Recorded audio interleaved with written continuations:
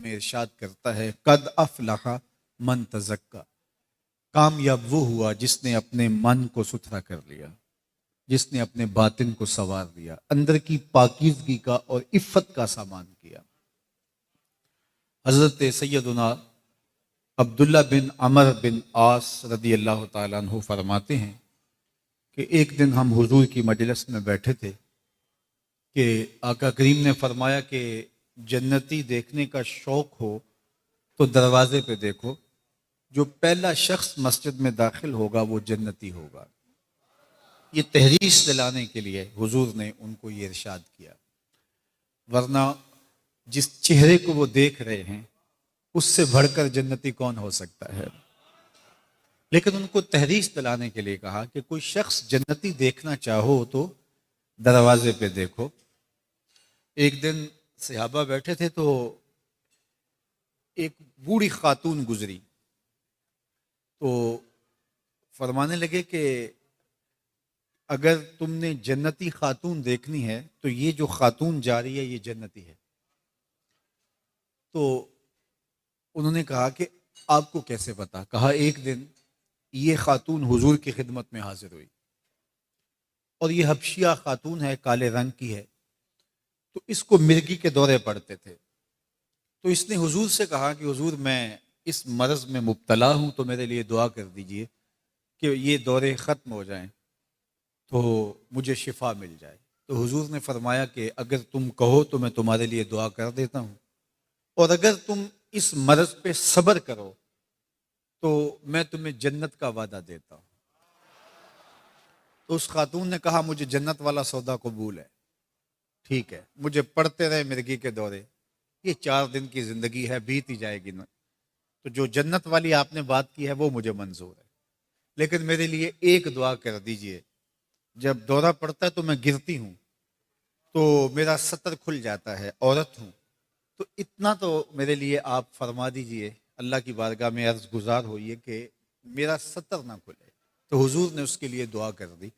جب وہ گرتی تھی تو اس کے سطر کی حفاظت ہوتی تھی، لیکن مرگی کے دورے اس کو برابر اب بھی پڑھتے ہیں اور یہ اس کو برداشت کر رہی ہے، اس لیے کہ اس نے جو سودا کیا وہ بڑا خوبصورت کیا ہے۔ تو جنتی دیکھنے کا کہا شوق ہے تو اس خاتون کو دیکھو۔ تو آج حضور خود فرما رہے ہیں کہ صحابہ اگر جنتی دیکھنا ہے تو دروازے پہ نظریں جماؤ، جو پہلا شخص مسجد میں داخل ہوگا وہ جنتی ہوگا۔ تو کہتے ہیں کہ ہم نے دیکھا تو ایک بوڑھا شخص تازہ وضو سے اس کے چہرے پر آثار نمایاں تھے اور بائیں ہاتھ میں اس نے جوتا پکڑا ہوا تھا، وہ مسجد میں داخل ہوا۔ خیر وقت گزر گیا، دوسرا دن آیا تو پھر مجلس جمی، ہجوم عاشقاں تھا، تو پھر حضور نے کہا صحابہ جنتی دیکھنے کا شوق ہے تو دروازے پہ دیکھو، جو شخص مسجد میں داخل ہوگا وہ جنتی ہوگا۔ کہا ہم نے پھر دیکھا تو وہ کل والا شخص دوبارہ آ گیا، حالت بھی وہی۔ تیسرے دن حضور نے پھر فرمایا جنتی دیکھنے کا شوق ہے تو دروازے پہ دیکھو، کہتے ہم نے دیکھا تو وہی بزرگ بائیں ہاتھ میں جوتا پکڑا ہے اور تازہ آثار وضو چہرے پہ حویدہ ہیں، مسجد میں داخل ہوئے۔ مجلس اختتام کو پہنچی، لوگ گھروں کو پلٹے تو میں اس بزرگ کے پیچھے چل پڑا۔ عبداللہ بن عمر کہتے ہیں کہ میں نے ان سے کہا کہ میں 3 دن آپ کے ساتھ گزارنا چاہتا ہوں، میری والد گرامی سے کوئی شکر رنجی سی ہو گئی ہے تو مجھے 3 دن اپنا مہمان رکھ لو گے؟ انہوں نے کہا کوئی بات نہیں، آ جاؤ۔ فرماتے ہیں میری لالچ یہ تھی کہ میں دیکھوں یہ عمل کون سے کرتا ہے۔ حضور نے فرمایا جنتی دیکھنا ہے تو دروازے پہ دیکھو، 3 دن سے یہی دکھائی دے رہا ہے تو کوئی بات تو ہوگی نا، کوئی عمل تو ہوگا۔ تو اس نے مجھے اپنے ساتھ لے لیا اور گھر لے گیا، میرے لیے چارپائی بچھائی، بستر کیا۔ خیر میں چادر اوڑھ کے رات کو لیٹ گیا اور تاثر یہ دیا کہ میں سو رہا ہوں، لیکن میں سویا نہیں تھا، میں تو کسی کام آیا تھا۔ میں کنکھیوں سے دیکھتا تھا کہ یہ کون سا عمل کرتا ہے، نوافل کتنے پڑھتا ہے، دیگر اوراد و وظائف اس کے کیا ہیں، لیکن میں نے کیا دیکھا کہ وہ ساری رات سویا رہا، صرف کروٹ بدلتا تو اللہ کا نام لیتا، اس کے علاوہ اس نے کوئی خاص عبادت نہیں کی۔ خیر صبح ہوئی، نماز کا وقت آیا، وہ بھی اٹھا، میں بھی اٹھا، پھر کھیتی باڑی کو چلے گئے، دوپہر کا کھانا کھایا، شام ہوئی، نمازوں کے وقت آئے تو نمازیں پڑھی، کوئی خاص عمل مجھے سارا دن دکھائی نہ دیا.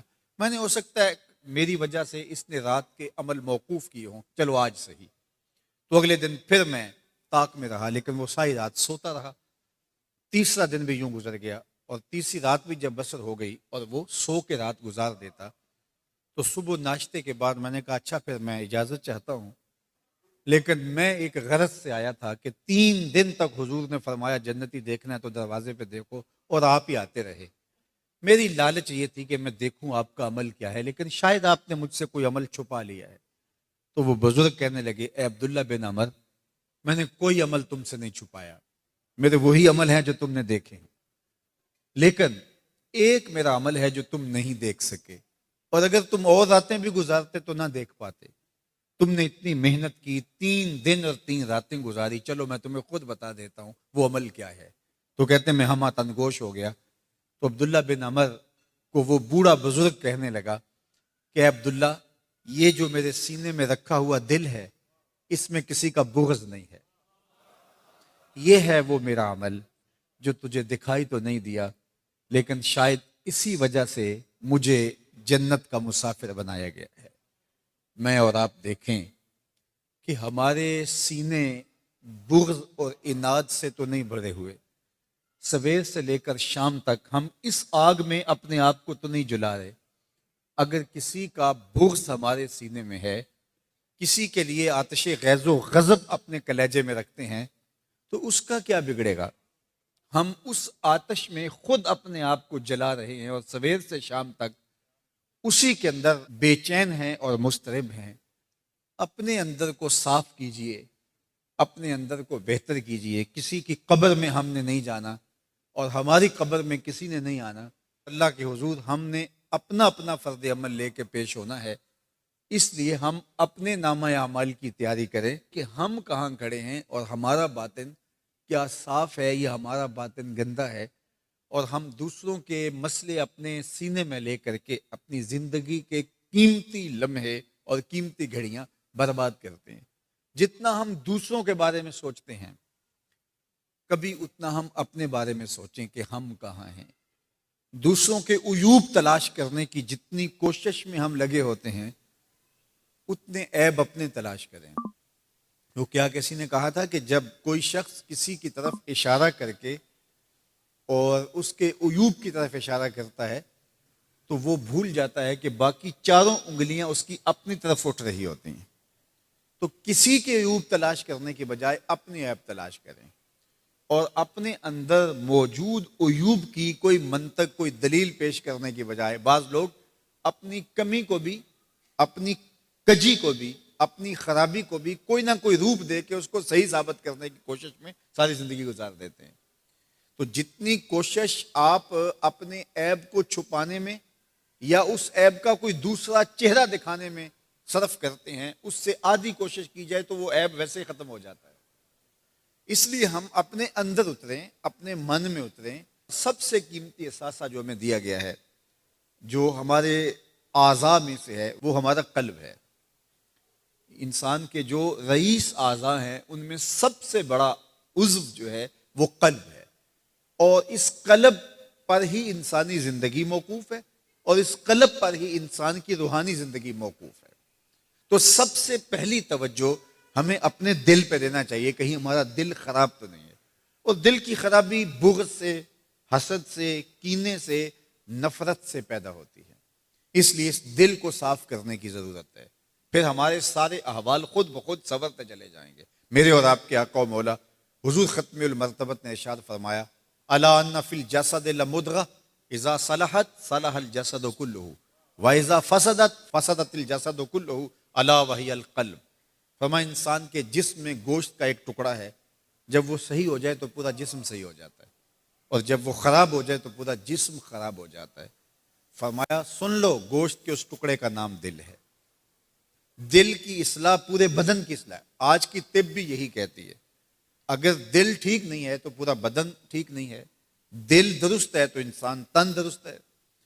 تو دل ہی انسانی ظاہری بدن کی صحت کا ضامن ہے، اور باطنی صحت کا ضامن بھی دل ہے۔ اگر دل خراب ہو گیا، دل میں میل آ گیا، دل میں بغض آ گیا، دل میں کینہ آ گیا، دل میں نفرت آ گئی، دل حسد اور حقد کی آگ میں جلنے لگا، تو پھر سمجھ لو کہ ساری زندگی برباد ہو گئی۔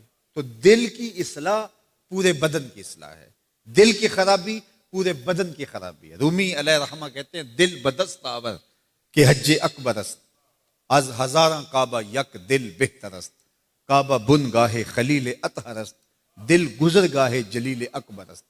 کہتے ہیں دل کو قابو میں لیا، ہزار کعبے سے ایک دل ہی بہتر ہے۔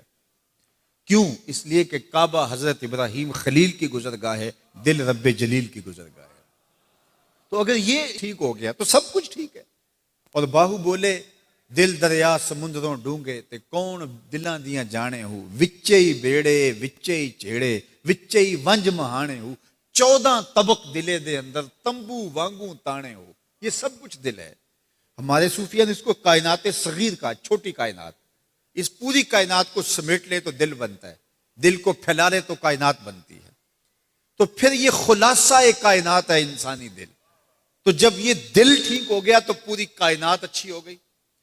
اپنا دل ٹھیک نہیں ہے تو کوئی چیز اچھی نہیں لگتی، اپنا دل ٹھیک ہو تو سب کچھ اچھا لگتا ہے۔ وہ ناصر کاظمی نے کہا تھا نا کہ دل تو اپنا اداس ہے ناصر، شہر کیوں سائیں سائیں کرتا ہے۔ تو شہر کا بے رونق ہونا، بھرے بازاروں کا بے رونق نظر آنا، وہ کیوں ہے؟ اس لیے کہ اپنا ہی دل اداس ہے۔ تو جب اپنا دل اداس ہوگا تو مستانی رت بھی اچھی نہیں لگے گی، اپنا دل اداس ہوگا تو چمن میں مہکتے ہوئے پھول بھی اچھے نہیں لگیں گے، اگر اپنا دل اداس ہوگا تو ساون کی برکھا بھی اچھی نہیں لگے گی، اپنا ہی دل اداس ہوگا تو ساحل کنارے پانیوں کا منظر بھی خوبصورت دکھائی نہیں دے گا، اور جب اپنا دل اچھا ہوگا تو جھونپڑی میں بھی لطف آنے لگ جائے گا اور وہاں بھی سرور آنے لگ جائے گا۔ تو یار خوشی تو یہاں سے پھوٹتی ہے، یہ قابو میں آ جائے۔ وچے ہی بیڑے وچے ہی چیڑے وچے ہی ونج مہانے ہو، 14 طبق دلے دے اندر تمبو وانگوں تانے، سب کچھ اسی میں ہی ہے۔ خوشبو بھی اسی میں ہے، روشنی بھی اسی میں ہے، اجالے بھی اسی میں ہے۔ بلکہ اقبال نے کہا خود ہی کا نشیمن تیرے دل میں ہے، فلک جس طرح آنکھ کے تل میں ہے۔ خود ہی کا نشیمن ایک چھوٹے سے دل میں، کہا تم نے دیکھا نہیں ہے کہ اتنا بڑا آسمان آنکھ کے چھوٹے سے تل میں آ جاتا ہے؟ جس طرح آسمان آنکھ کے تل میں ہے، خود ہی کا نشیمن تیرے دل میں ہے۔ تو یہ دل ہے، اگر یہ صحیح ہو جائے تو سب کچھ صحیح ہو جاتا ہے۔ اب دل کیسے صحیح ہوگا؟ تو اللہ کے محبوب علیہ السلام نے اس کا بھی علاج دیا۔ دل کی اصلاح کیسے ہوگی؟ قرآن مجید کی کثرت کے ساتھ تلاوت کرو تمہارا دل صحیح ہو جائے گا، اللہ کا ذکر کثرت کے ساتھ کرو تمہارا دل صحیح ہو جائے گا، آخرت کو یاد رکھو تمہارا دل صحیح ہو جائے گا۔ یعنی تم اس خیال میں رہو کہ ہم نے یہاں ہمیشہ بیٹھ نہیں رہنا، ایک جہان ہے جہاں میں نے جانا ہے، اور اپنے اعمال کی جواب دہی کے لیے اللہ کے حضور میں نے حاضر ہونا ہے۔ یہ تصور اگر میرے ساتھ اور آپ کے ساتھ جڑا، اور یہ ہمارا عقیدہ ہے، ہمارے 3 بنیادی عقیدے ہیں، یہ بازار میں رکھیے، عقیدہ توحید، عقیدہ رسالت اور عقیدہ آخرت۔ اسلام ان 3 عقیدوں پہ کھڑا ہے، اس میں سے تیسرا عقیدہ عقیدہ آخرت ہے، اور یہ ہر مومن کے ساتھ جڑا ہونا چاہیے، اور ہمیں اپنی اولادوں کو بچپن میں اس عقیدے کو راسخ کر دینا چاہیے۔ اور وہ کیا کہ میں اللہ کے حضور پیش ہونا ہے، اور ایک ایک عمل کا میں نے حساب دینا ہے۔ ثم لتسألن یومئذ عن النعیم، اس دن ایک ایک نعمت کے بارے میں پوچھا جائے گا۔ وہاں کوئی ڈنڈی نہیں مار سکتا، وہاں کوئی رشوت نہیں چل سکتی، وہاں نہ کوئی عدالت خریدی جا سکتی ہے، نہ کوئی تفتیشی خریدا جا سکتا ہے، نہ کوئی 2 نمبری کی جا سکتی ہے، نہ جھوٹا گواہ لایا جا سکتا ہے۔ وہاں سچی سچی بات ہوگی، جو کچھ نامہ اعمال میں لکھا ہوگا، اور لکھنے والے بھی معصوم فرشتے ہیں جن کو ہمارے ساتھ کوئی بیر نہیں ہے، کوئی دشمنی نہیں ہے، جو ہو رہا ہے وہ لکھ رہے ہیں۔ کرامن کاتبین یعلمون ما تفعلون، جو ہم کر رہے ہیں، یہ 2 فرشتے ہمارے ساتھ ہیں جو ایک ایک چیز لکھ رہے ہیں، نوٹ کر رہے ہیں، اور قیامت کے دن وہ پیش کر دی جائے گی۔ اگر اللہ چاہے تو حکم دے دے کہ یہ جنت میں جائے، یہ جہنم میں جائے، کون ہے وہاں دم مار سکے؟ لیکن عدالتی نظم پورا ہوگا، اللہ دلائل دے گا، نامہ اعمال 2 کتابوں کی شکل کے اندر جو ہیں وہ کرامن کاتبین پیش کریں گے، اور نیکوکاروں کے دائیں ہاتھ میں نامہ اعمال دیا جائے گا، اور بدکاروں کے بائیں ہاتھ میں نامہ اعمال دیا جائے گا۔ اور کوئی مکر نہیں سکے گا، کوئی انحراف نہیں کر سکے گا، یہ سلطانی گواہ موجود ہوں گے اس موقع پر۔ تو اس لیے ہمیں اللہ کے حضور پیش ہونا ہے، ایک ایک عمل کا حساب دینا ہے۔ یہ اگر ہمیں مستحضر رہے، ہر وقت ہمارے خیال میں یہ چیز بسی رہے، ہم دکان پہ بیٹھ کے 2 نمبر مال نہیں بیچ سکتے۔ ہمیں پتہ ہے آج ہم گاہک کو تو دھوکہ دے رہے ہیں، کل اپنے رب کو دھوکہ نہیں دے سکیں گے۔ ہم جھوٹ نہیں بول سکتے کہ ہمیں پتہ ہے کہ ہمارا رب تو ایک ایک چیز ہمارے سامنے قیامت کے دن لے آئے گا۔ ہم کسی کے ساتھ فراڈ نہیں کر سکتے، اس لیے کہ ہمارا یہ یقین ہے اور جو ہمارے ساتھ جڑا ہوا ہے کہ ہمارا رب ایک ایک چیز کو جانتا ہے، اس سے کوئی چیز مخفی نہیں ہے۔ تو یہ عقیدہ اور اس کا استحضار کہ میں ہر وقت اللہ کے روبرو ہوں اور کوئی میرا عمل اس سے پوشیدہ نہیں ہے، لیکن اس کے باوجود اس نے ایک نظم قائم کر رکھا ہے اور کرامن کاتبین ہمارے اعمال کو لکھ رہے ہیں، اور قیامت کے لیے سب کچھ پیش ہوگا، باقاعدہ عدالت لگے گی اور اس عدالت میں فیصلے ہوں گے، اور میں نے اس کے حضور جانا ہے، اور وہ احکم الحاکمین کا دربار